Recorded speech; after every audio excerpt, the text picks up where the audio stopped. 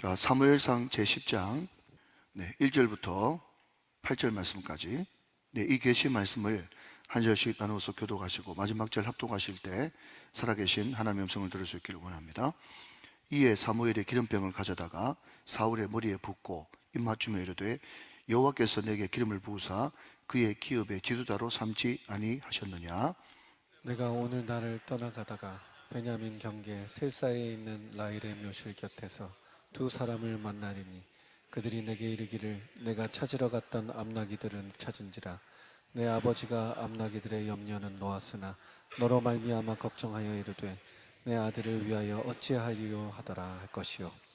내가 거기서 더 나아가서 다볼 상수리 나무에 이르면 거기서 하나님을 배우려고 베델로 올라가는 세 사람을 만나리니 한 사람은 염소 새끼 셋을 이끌었고 한 사람은 떡 세 덩이를 가졌고 한 사람은 포도주 한 가죽 부대를 가진 자라. 그들이 내게 문안하고 떡 두 덩이를 주겠고 너는 그의 손에서 받으리라. 그 후에 내가 하나님의 산에 이르리니 그곳에는 블레셋 사람들의 영문이 있느니라. 내가 그리로 가서 그 성읍으로 들어갈 때에 선지자의 무리가 산당에서부터 비파와 소고와 저와 수금을 앞세우고 예언하며 내려오는 것을 만날 것이요. 내게는 여호와의 영이 크게 임하리니 너도 그들과 함께 예언을 하고 변하여 새 사람이 되리라. 이 징조가 내게 임하거든 너는 기회를 따라 행하라. 하나님이 너와 함께 하시느니라. 너는 나보다 앞서 갈갈로 내려가라. 내가 내게로 내려가서 번제와 화목제를 드리리니 내가 내게 가서 내가 행할 것을 가르칠 때까지 7일 동안 기다리라. 아멘. 자, 한 번 더 따라합시다. 교회는 밝게, 찬송은 빠르게, 설교는 힘있게, 아멘은 크게. 할렐루야. 제가 지난 월화수 3일 동안 집회를 인도했는데 그 성도들이 굉장히 고급스럽게, 여러분 강남 옆에 잠실에 있는 분이 돼가지고 굉장히 고급스럽게 말씀을 잘 듣더라고요. 그런데 아멘 훈련이 안 돼가지고, 여러분 담임 목사는 제 원고를 안 보고 서로 이렇게 호흡하면서 사는 스타일인데 아멘을 안 해주니까 혼자 창하는 듯한 그런 느낌이 드는 거 있죠. 마지막 날 되니까 아멘을 좀 크게 하던데 집회 맞춰버렸어요. 네, 그러니까 아멘이 굉장히 중요합니다. 그래서 말씀을 들을 때 화답하면서 같이 호흡하면서 말씀의 은혜가 있기를 바랍니다. 자, 한 번 더 하겠습니다. 기대하고 기도하고 기다리면 기적이 일어나고 기쁨이 충만합니다. 할렐루야.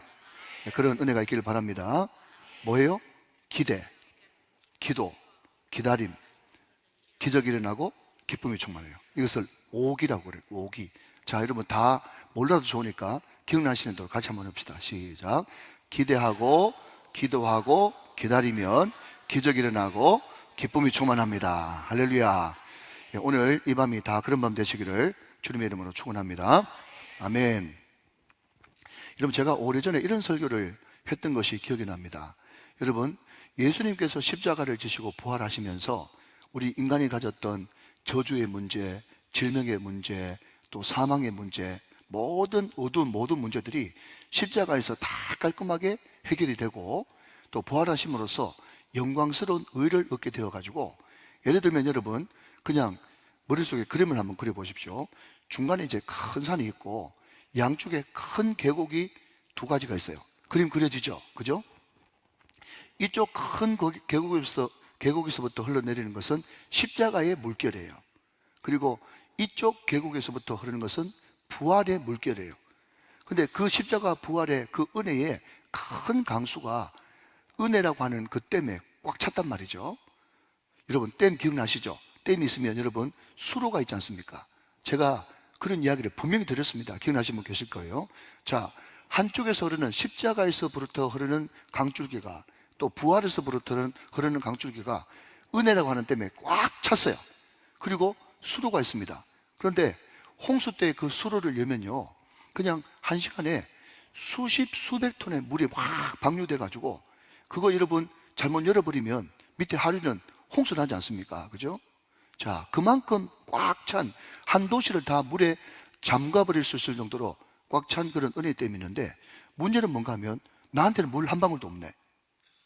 생수 한 병도 없어요. 생수 한 병도. 왜 그런 일이 발생하겠냐? 그것은 여러분 너무나 상식적이지만 뭐가 문제예요? 댐에 물이 없는 것이 아니고 물이 꽉 찼다니까요. 물이 꽉 찼음에도 불구하고 나한테는 물 한 방울 없는 것은 수로가 다 닫혔기 때문에 그렇다고 했어요. 문 닫아놓으면 물이 나올 수가 없지 않습니까? 수로가 닫혔어. 그러면 여러분 십자가와 부활로 이루어놓으신 은혜가 이미 완성된 사건으로 팩트로 우리한테 존재하는데 우리는 왜 그 십자가와 부활을 믿는다고 하면서 우리한테는 물 한 방울도 없냐라고 물으신다면 우리 앞에 가로막힌 그런 수로가 있죠. 차단하는 문이 있단 말이죠. 그 문이 뭡니까? 라고 물어보신다면 여러분 죄죠, 죄. 죄라고 하는 문이 딱 닫혀 있으면 절대로 문이 열리지 않습니다. 그래서 제가 이런 표현을 썼어요.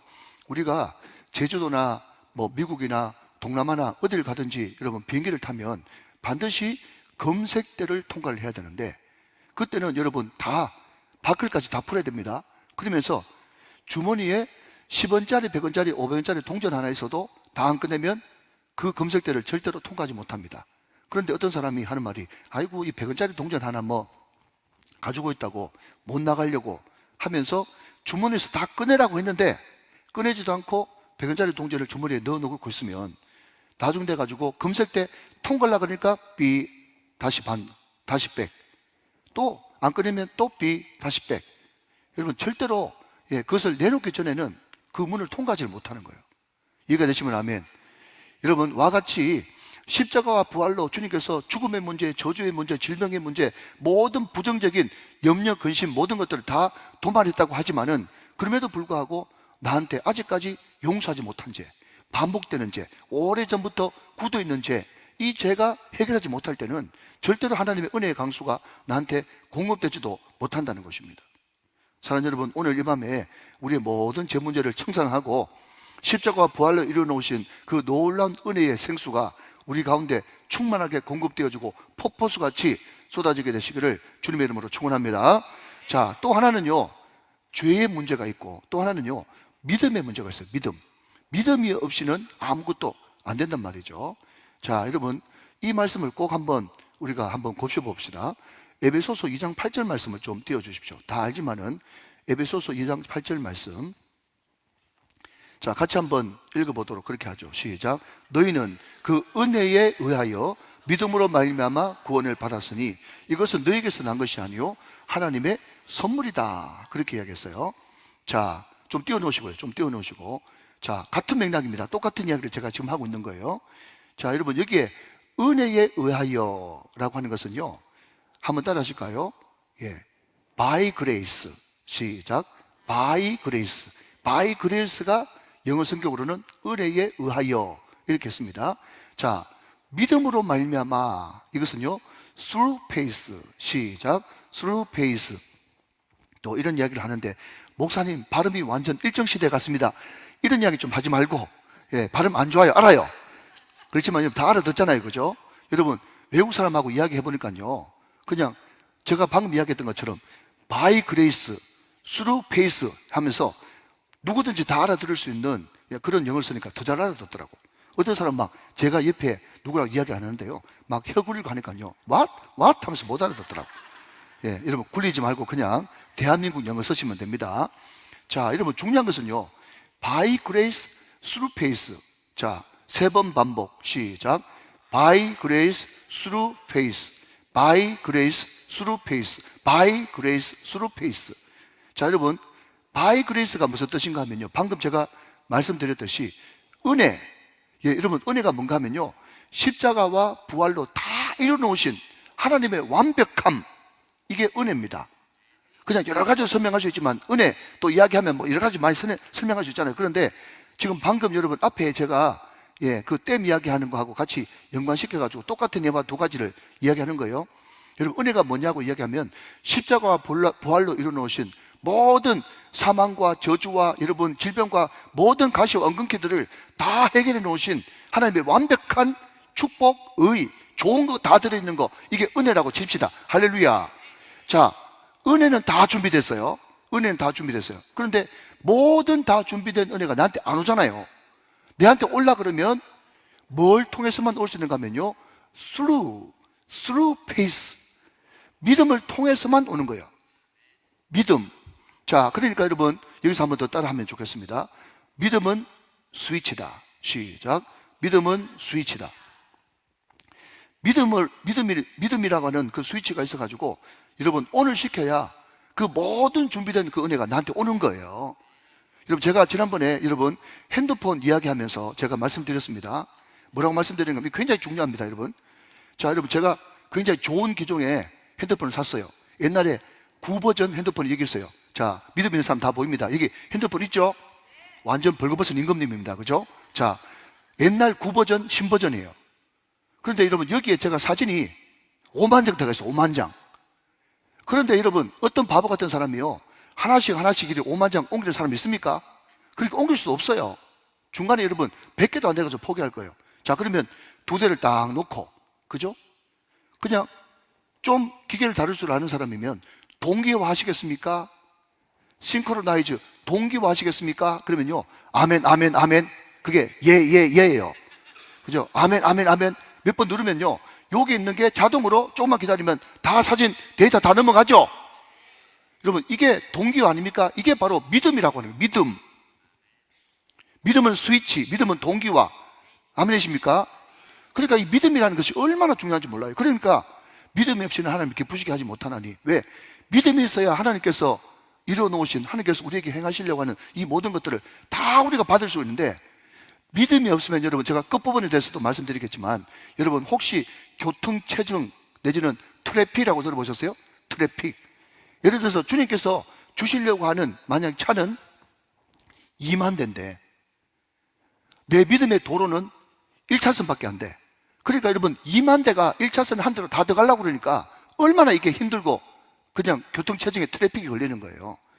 저는 이 사무엘상 이게 강해 설교를 준비하면서 참 곤란한 부분이 이 부분이에요. 왜냐하면 여러분 지금 지난주 9장에서 사울이 등장했지 않습니까?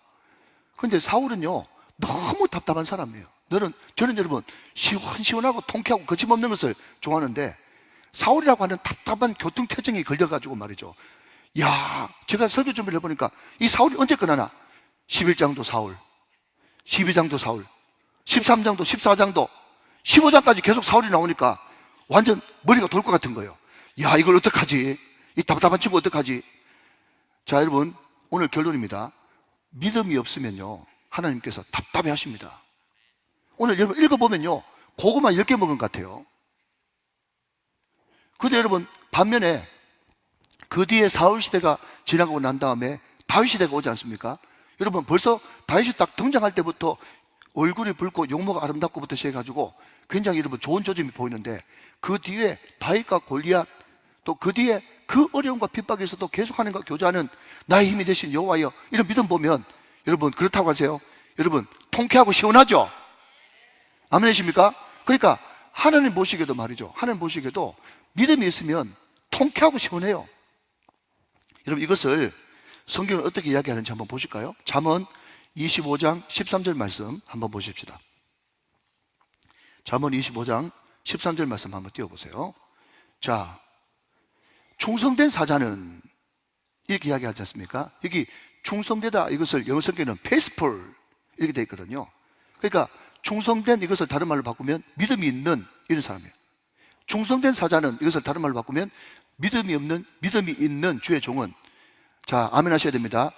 이것이 여러분인 줄로 믿습니다. 여러분이 믿음이 있고 하나님 앞에 충성되면요, 시작, 그를 보낸 이에게 마치 추수하는 날에 얼음 냉소 같아서 능히 그 주인의 마음을, 아멘, 시원하게 하느니라. 그러니까 여러분 믿음 있는 사람은 하나님의 마음을 어떻게 하는가 하면요 시원하게 만들어주는데, 믿음이 없으면 답답해가지고 하나님께서 고구마 10개 먹은 것 같단 말이죠. 그것도 반고구마.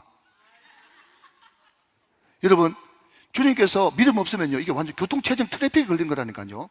제가 오늘 왜 이렇게 서두부터 이렇게 왜 흥분하는지 오늘 보시면 알 겁니다. 보시면, 자, 사무엘이 드디어 이제 사울을 만나가지고 이제 기름 붓는 것으로 시작합니다.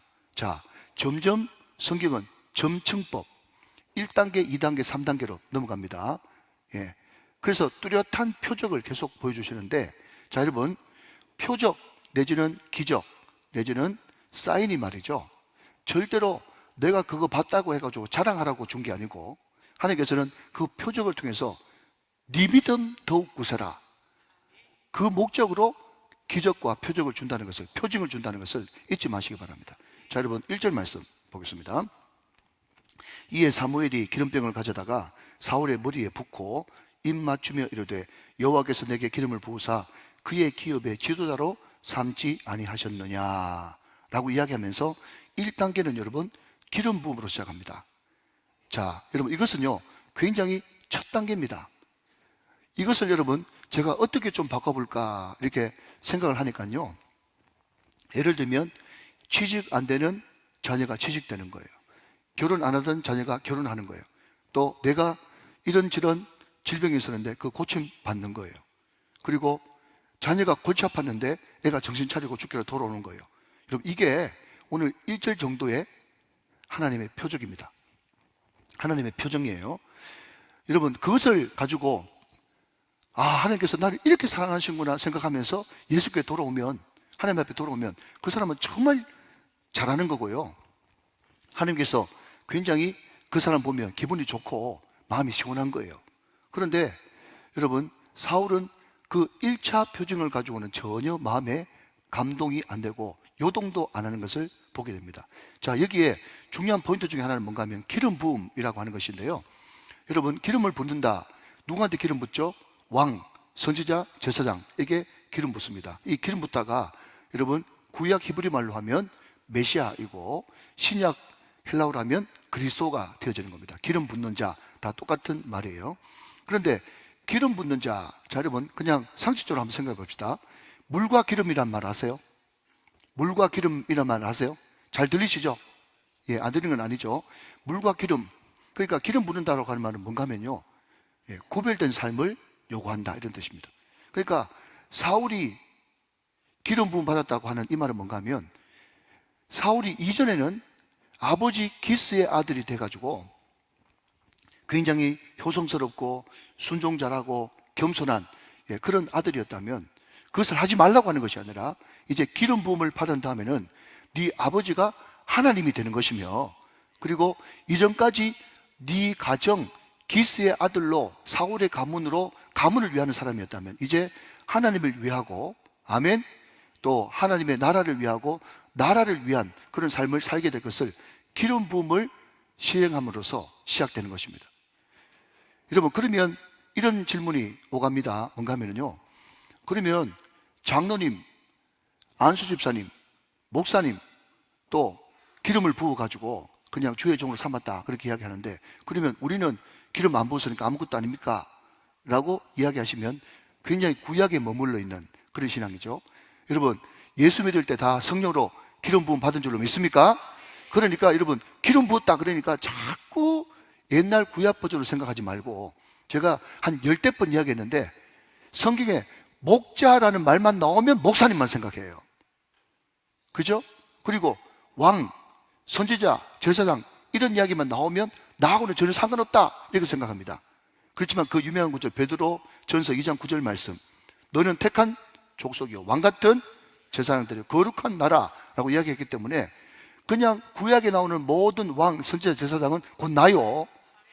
그리고 기름 부은 것이 꼭 목사님, 장로님, 안수집사님만 생각하면 안 되고, 나는 성령으로 기름 부음 받아서 나는 예수 믿게 됐고 예수를 구주로 고백한 사람이 되었다, 그렇게 고백해야 이게 성경적인 사고방식이고 신약을 사는 오늘 우리들의 마땅한 고백이다 하는 겁니다. 믿으시면 아멘.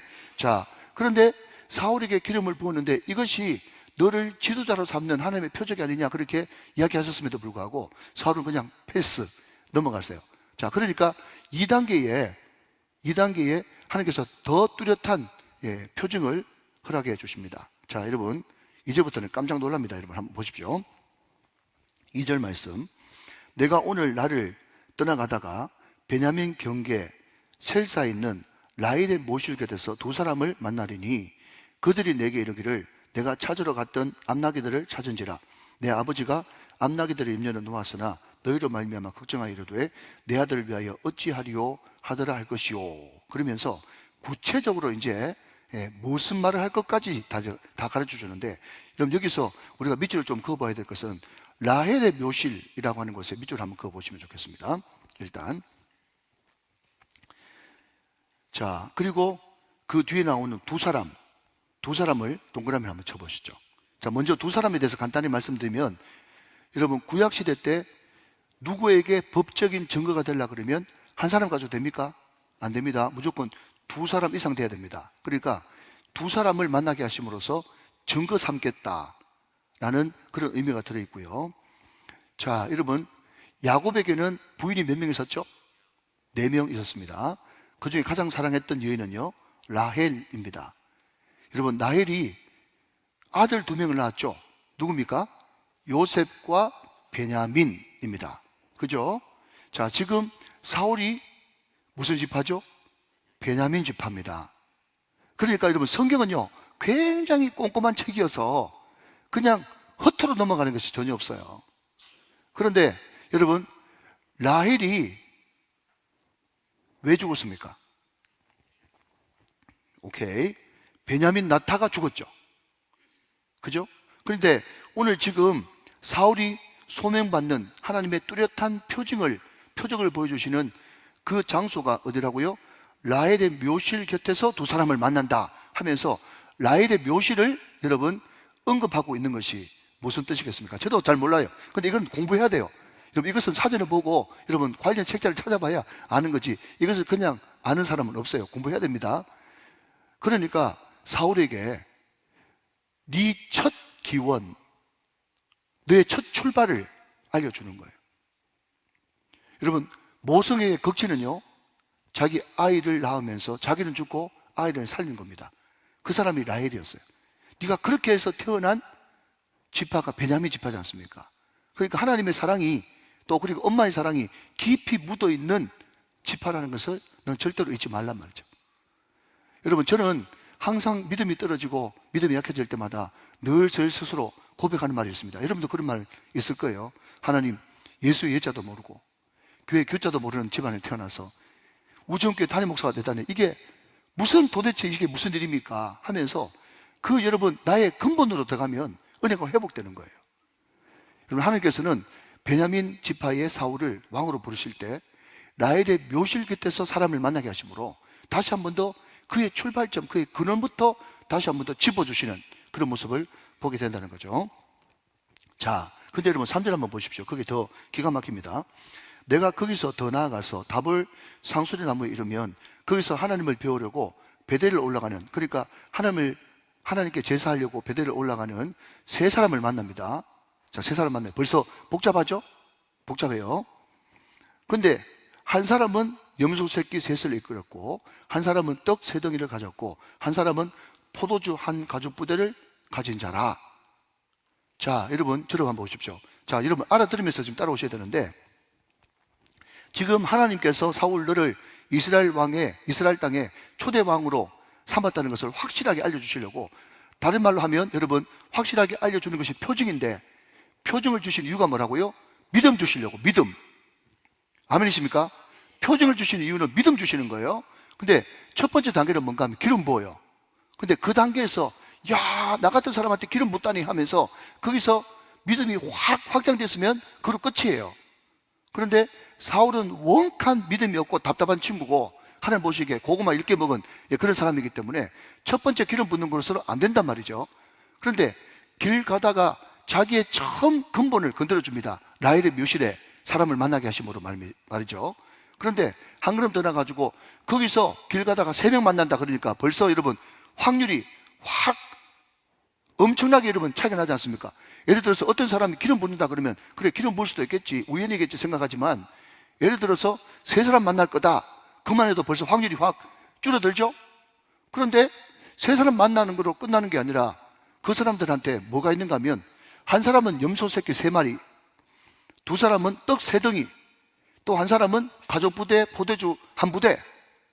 자, 여러분 길 가다가 3사람 만날 가능성이 몇 프로 됩니까? 그것도 여러분 벌써 확률이 확 떨어지는데, 그 3사람이, 한 사람은 염소 새끼 3마리 끌고 와야 돼요. 따라오고 있죠? 그리고 한 사람은 떡 3덩이 가져와야 돼요. 한 사람은 포도주 한 가죽부대 가져가야 돼요.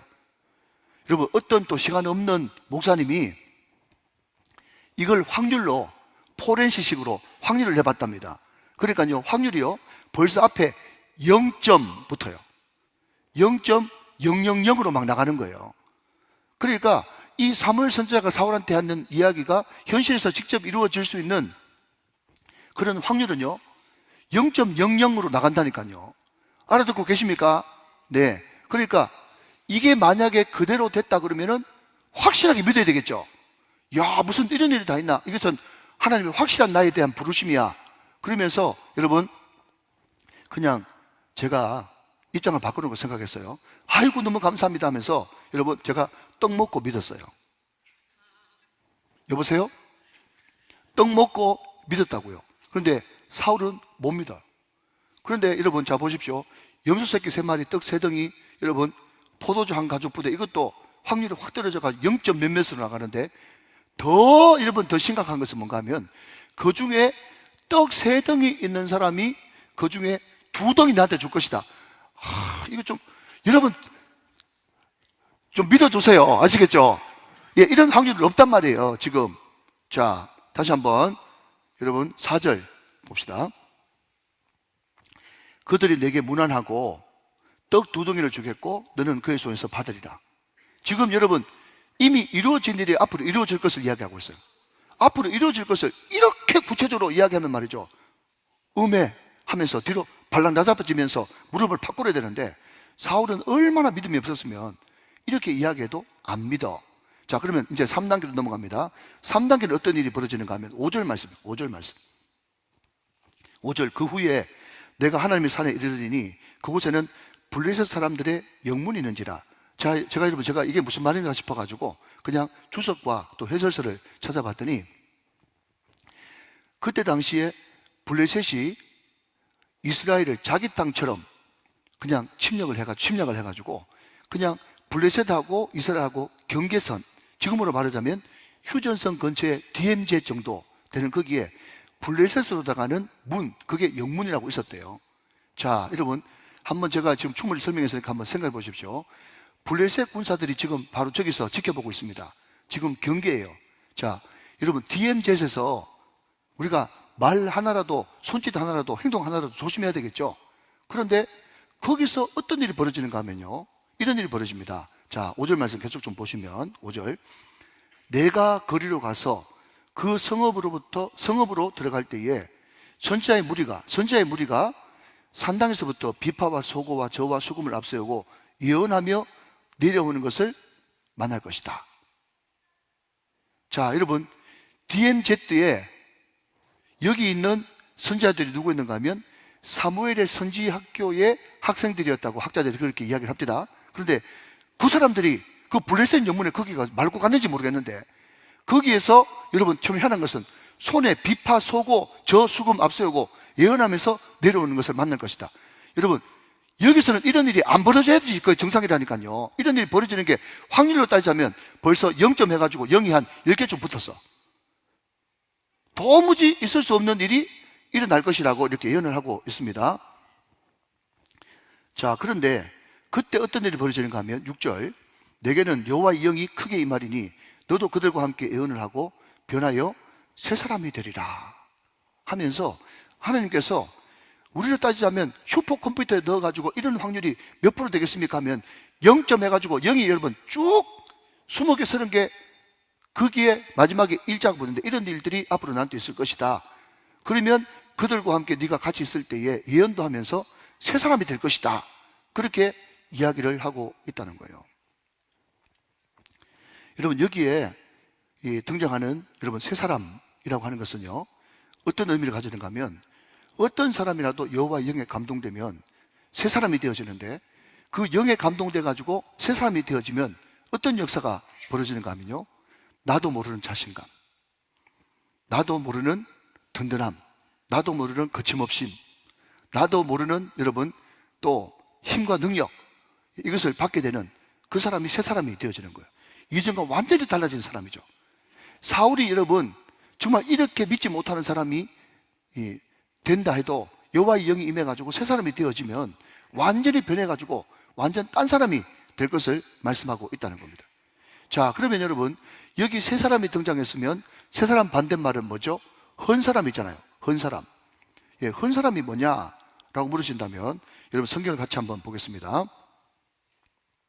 여러분 디모데후서 1장 7절 말씀 같이 한번 보겠습니다. 디모데후서 1장 7절 말씀. 자, 같이 한번 읽어보시죠. 시작. 하나님이 우리에게 주신 것은 두려워하는 마음이 아니요 오직 능력과 사랑과 절제하는 마음이니 그랬습니다. 자, 좀 띄워놓으시고요. 제가 늘 성경을 볼 때는 옳게도 보고 거꾸로도 보라고 말씀을 드렸죠. 그런데 하나님이 우리에게 주신 것은 두려워하는 마음이 아니래요.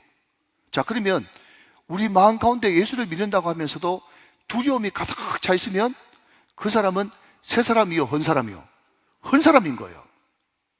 그러니까 여러분, 새 사람의 반대는 헌 사람인데, 헌 사람의 특징은 뭔가 하면 입술로는 믿는다고 하면서도 마음속에 여러분 오른쪽에는 두려움, 왼쪽에는 염려. 자, 좀 이따 다시 띄울게요. 좀 지워주시고요. 자, 새 사람은요 뭔가 모르는 기쁨, 감사, 사랑, 절제 이런 것들 능력이 충만한데, 헌 사람은 그 마음 가운데 두려움과 염려라는 것이 항상 붙어 다닌다는 거예요. 헌 사람의 특징이에요. 두려움과 염려. 그러니까 이 두려움과 염려가 있지도 않은 그 실상을 가지고 계속해서 두려워하고 염려하고 하다 보면 나중돼 가지고 이 두려움과 염려가 극으로 다다르면 뭐가 되는가 하면 우울증이 되고 공황장애가 되는 거예요. 여러분 한번 보십시오. 공황장애, 여러분 우리 교회 성도들 중에서 그런 사람이 있어가지고 제가 기도를 해주고 그분이 결단해가지고 한 달 넘게 여러분 새벽 기도를 하고 해가지고 공황장애에서 벗어났는데 숨이 안 쉬어진대. 숨이 안 쉬어지고 막 꼭 죽을 것 같고, 그게 여러분 우울증과 더 심하게 가면 공황장애 아니겠습니까? 그거 없는 거예요. 그 숨 쉬면 되는데 숨을 못 쉬는 거예요. 그 두려움과 염려라는 겁니다. 자, 여러분 다시 한 번 더 디모데후서 1장 7절 말씀을 띄워주시면, 그 두려움이 가득 잡고 있으면 뭐가 사라집니까? 그 안에 있는 능력도 사라지고 사랑도 사라지고, 절제가 여러분 정신 차리는 힘인데 정신 차리는 힘도 사라져가지고 소위 말해서 멀쩡한 사람이 엉뚱한 짓 하고 돌아다니는 거예요. 그리고 그게 바로 헌 사람, 두려움이 가져다주는 폐해입니다. 그리고 같은 맥락에서 마태복음 6장 31절 32절 말씀 보시면 거기에 대해서는 염려에 대해서 이야기하고 있어요. 자, 같이 한번 읽어봅니다. 시작. 그러므로 염려하여 이르기를 무엇을 먹을까 무엇을 마실까 무엇을 입을까 하지 말라. 32절. 이는 다 이방인들이 구하는 것이라 너희 하늘 아버지께서 이 모든 것이 너희에게 있어야 할 줄을 아시느니라. 여러분 제가 주일날 근심이라고 하는 주제를 가지고도 말씀드렸습니다만은 하나님은 우리 아버지가 되십니다. 세상 사람들은 아버지가 없는 이방인이에요. 그러니까 여기에 마태복음 6장 32절에 가장 대비되는 말이 이방인과 아버지예요. 이방인은 뭐냐? 아버지 없는 사람이에요. 우리는 아버지 있는 사람이에요. 그 아버지가 우리 죽을 때 여러분 우리 데리러 오십니다. 영접하십니다. 그분이 있는 곳에 우리도 있게 하십니다. 이게 복음이잖아요. 여러분 이방인들은 아버지가 없기 때문에 스스로 뭐든지 구해야 되기 때문에 날마다 눈만 떴다 하면 무엇을 입을까 무엇을 마실까 무엇을 먹을까 염려할 수밖에 없어요. 왜? 공급해 주시는 아버지가 없거든요. 이해되시면 아멘. 그런데 여러분 우리는 믿어야 됩니다. 뭐죠? 우리는 아버지가 계신다. 그 아버지가 어떤 분이냐? 그분은 준비해 주시는 여호와 일의 하나님이시고 그분은 우리와 동행하시는 임마누엘 하나님이시기 때문에 그분은 준비해 주신다, 동행해 주신다. 이 믿음만 있으면 우리는 근심할 것이 없고 염려할 것이 없다. 그 말씀을 드렸지 않습니까? 사랑하는 여러분, 두려워하지 마십시오. 예, 하나님 한 분 외에는 어떤 것도 두려워하지 마세요. 어떤 것도 부러워하지도 마시고요. 어떤 것도 두려워하지 않고 어떤 것도 부러워하지 않는 그 마음이 바로 여러분 믿음이에요. 믿음. 이 믿음이 없으면 우리는 헛마음이 되어지고, 헛마음이 있으면 예수를 믿는다고 입으로는 이야기해도 끊임없는 두려움과 염려 때문에 우리는 점점 우울해지고 공황장애로 가고 우리는 점점 파멸로 갈 수밖에 없는 겁니다. 여러분 새 사람이 되어지면 왠지 모르는 능력, 왠지 모르는 사랑, 왠지 모르는 절제가 있어가지고 항상 여러분 우리는 승리하는 삶을 살게 되는 것이에요. 여러분 제가 이번에 그 잠실 세내교회 가서 집회를 인도할 때 저는 나름대로 여러분 우리 젊은 집사님한테도 늘 이야기하지만 내 스스로도 늘 혼자 호텔에 들어가 있으면 제 기본 원칙은요, TV를 안 켭니다. TV를 안 켜요. 쓸데없이 여러분 샤워하고 나가지고 볼 것도 없는데 TV 켜가지고 뒹굴뒹굴 하면서 그래가지고 무슨 부흥 강사를 하겠어요. 제가 우리 젊은 집사님한테 늘 이야기하지 않습니까?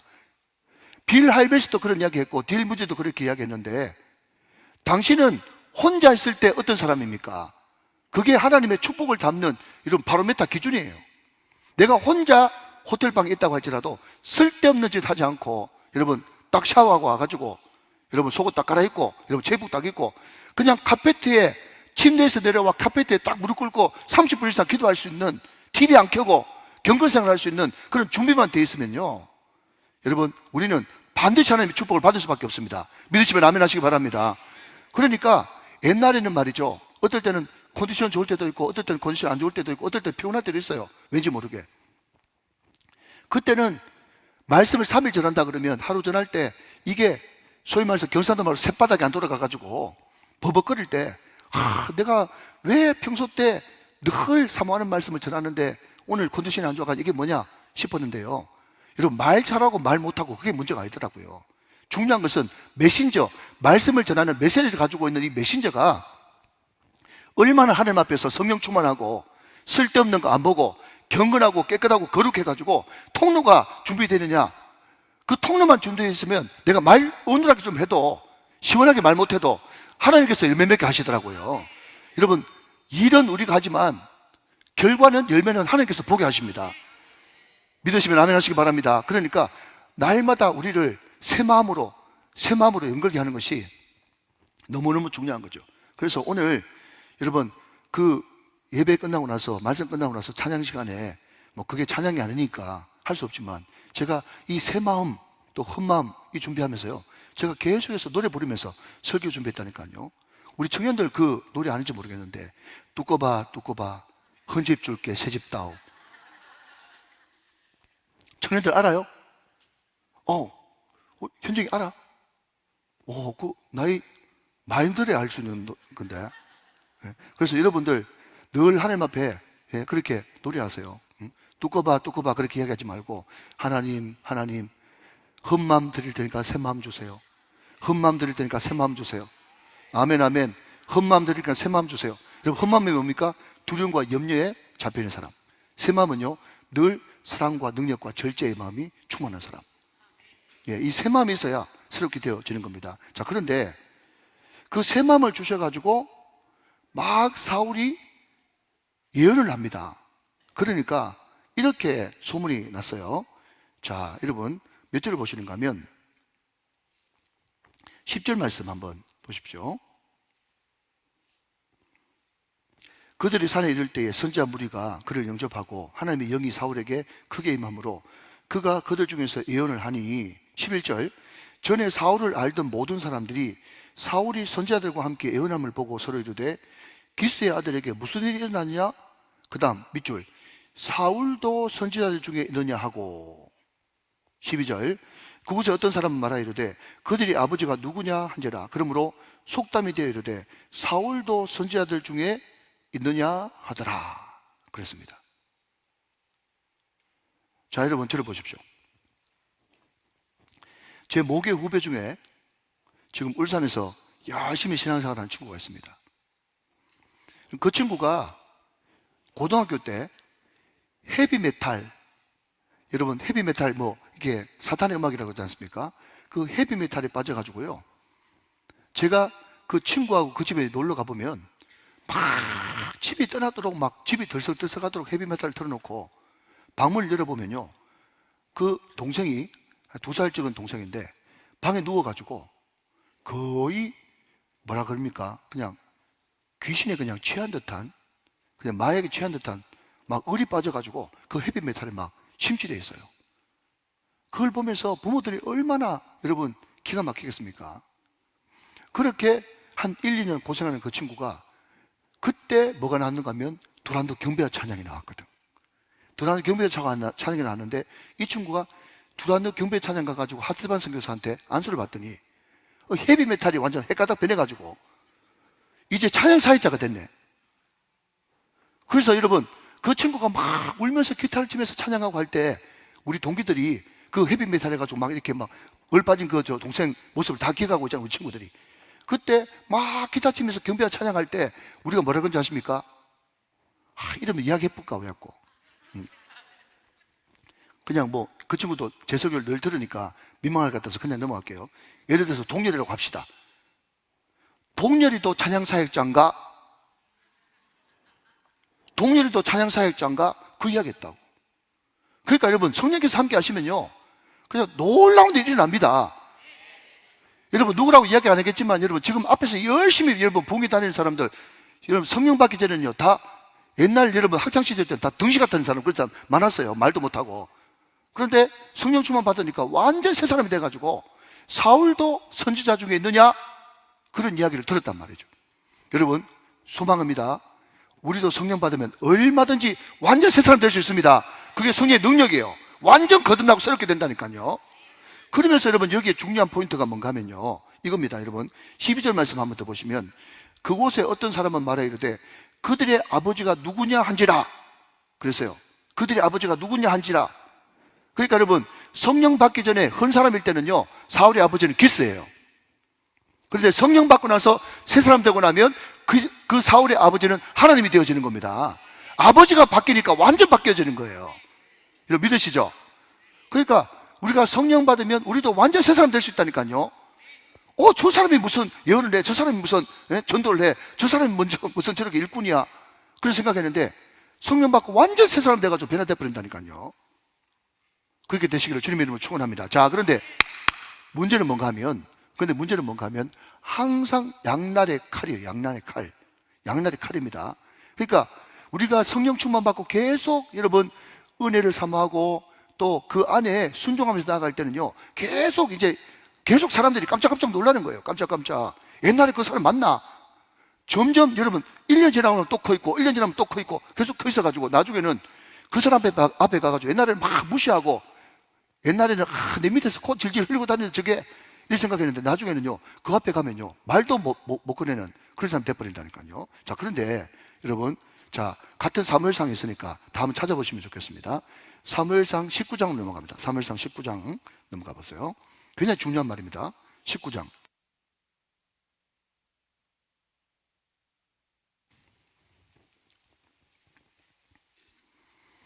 (22절부터) (24절까지) 한번 봅시다.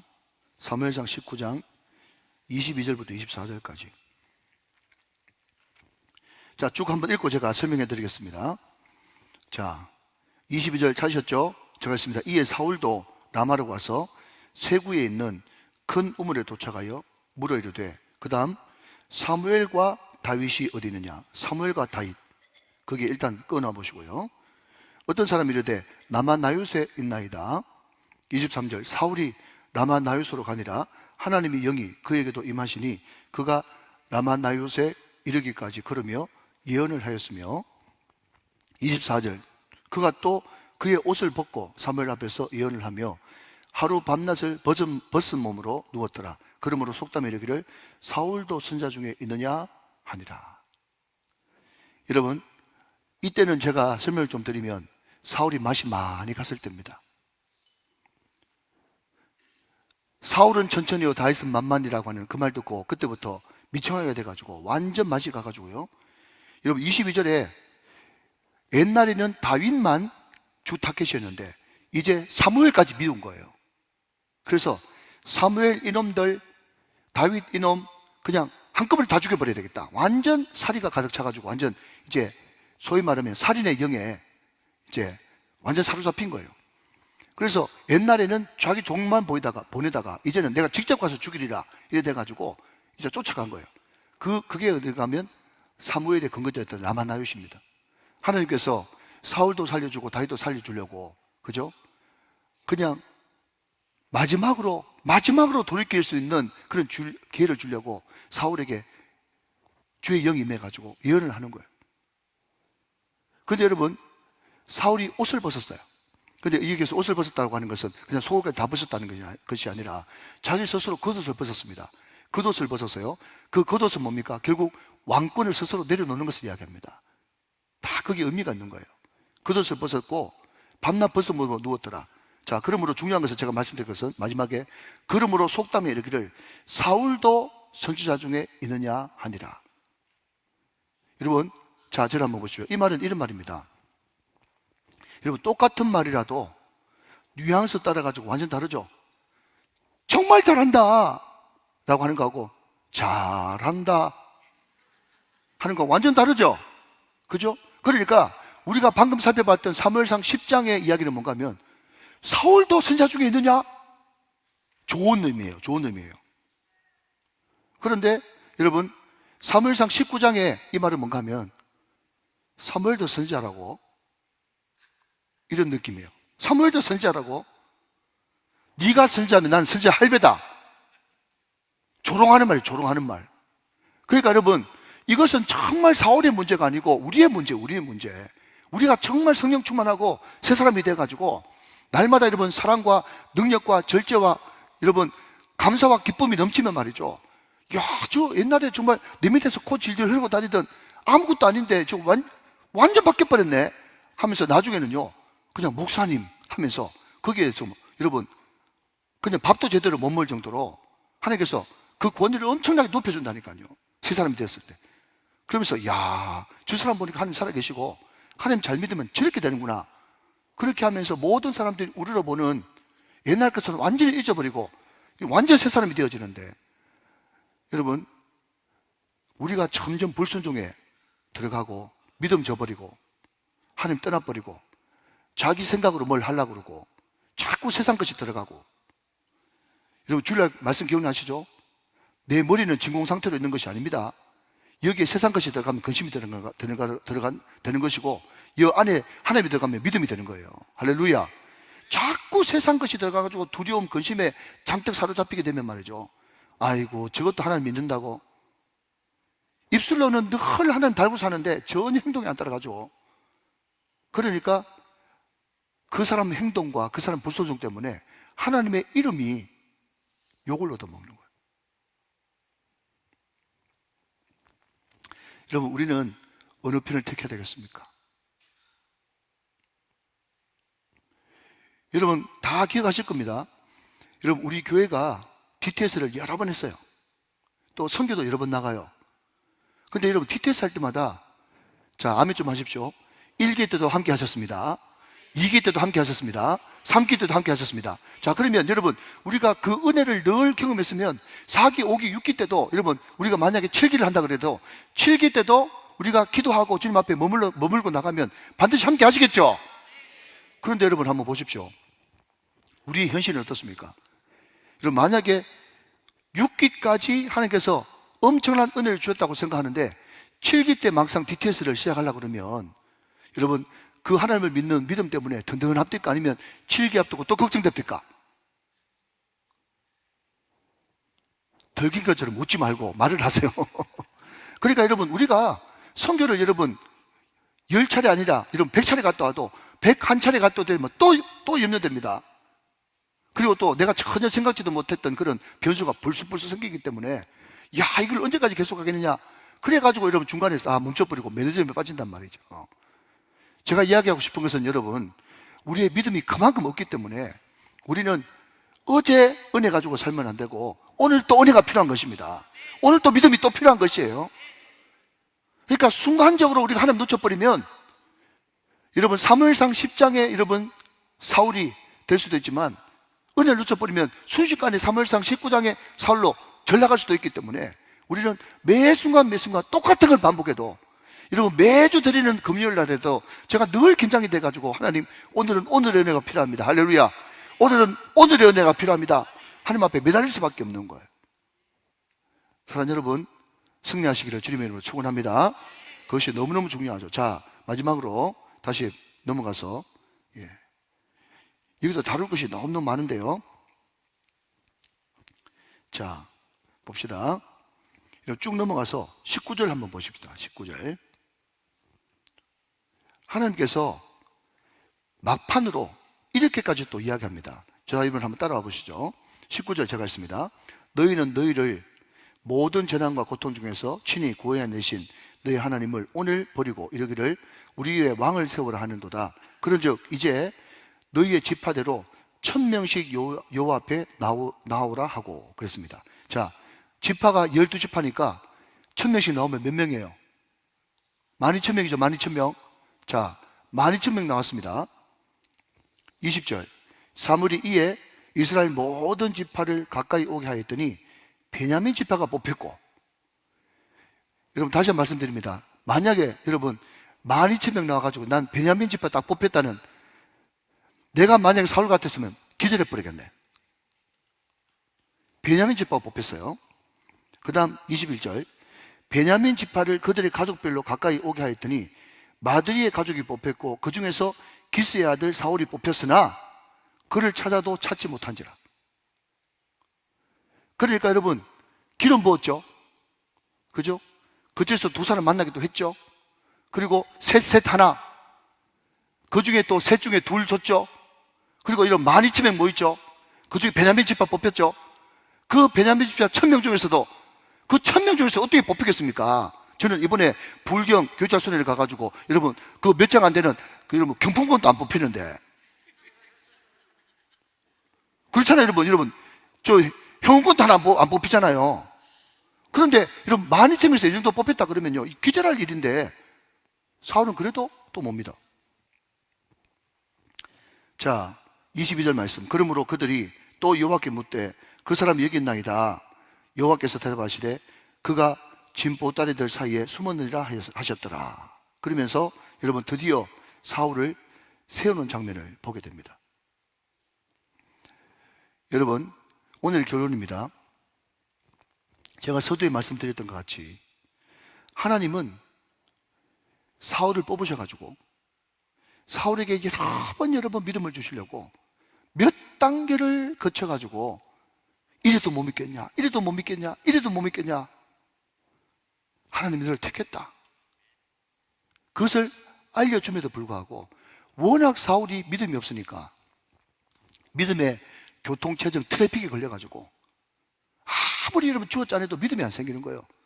그러니까 여러분 믿음은 모든 자의 것이 아닌 것입니다. 그러니까 여러분 한번 보십시오.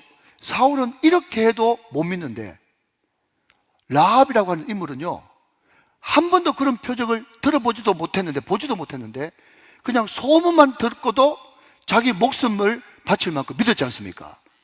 바라는 것은 하나님, 내가 믿음 없는 사람인데 나에게 사울과 같은 믿음 말고 라합과 같은 믿음을 허락하여 주시옵소서. 그냥 소문만 듣고도 믿음이 생기는 그런 역사가 여러분 가장 큰 축복이에요. 이게 여러분 믿음이 안 되는 것은 말이죠. 그러니까 여러분 제가 지난번에 말씀드릴 때 뭐라 그랬어요? 믿음은 쑥 들어오는 거라 그랬잖아요. 믿음은 쑥 들어오는 거예요. 그러니까 10년, 20년, 30년 여러분 여기 앉아있다고 믿음이 드는 것이 아니라 믿음은 쑥 들어오는 것입니다. 그 믿음이 없으면 다 다른 사람 좋은 일 다 시키는 거예요. 사랑하신 여러분, 오늘 이 시간에 귀한 말씀을 듣고 하나님께서 이렇게 표정을 보여주시면서 여러분 잘 모릅니다. 그런데 은혜 받으면요 정말 순간순간 지나온 모든 세월들 돌아보라도 그 어느 것 하나 주의 손길 안 미친 것 전혀 없다는 것을 여러분 믿게 되실 거예요. 만약에 예수님을 못 믿는다 그러면 내가 한 일을 통해서라도 믿으라고 이야기했던 것처럼 하나님이 여러분에 베풀어 주신 그 많은 것들을 통해서 믿음을 가지십시오. 이 믿음이 있어야 주님께서 여러분 십자가의 여러분 그 계곡에서 부활의 그 계곡에서 이루신 모든 은혜의 댐이 나의 것이 될 수 있고 나에게 생수가 흘러 공급되어지는 역사가 일어나는 것입니다. 여러분 by grace through faith, 오늘 믿음의 단추를 누르십시오. 주여 믿습니다. 주여 믿습니다. 하나님께서 나에게 얼마나 큰 은혜를 베풀어 주셨다는 것을 내가 믿습니다. 하나님께서 예비하신 모든 은혜와 축복을 내가 소유할 수 있도록 은혜를 베풀어 주시옵소서. 기도할 것은 하나님, 나에게 죄가 있고 용서하지 못한 죄가 있고 오랫동안 묵었던 그런 죄가 있다면 오늘 시간 다 토해놓고 이 죄 문제 해결할 수 있기를 원합니다. 이 믿음 없는 것을 해결할 수 있기를 원합니다. 그래서 은혜 댐에서 흘러나오는 모든 생수가 나에게 공급될 수 있도록 은혜를 베풀어 주시옵소서. 이렇게 기도할 수 있는 저와 여러분 다 되시기를 주 예수 그리스도의 이름으로 축원합니다. 축복합니다. 축원합니다.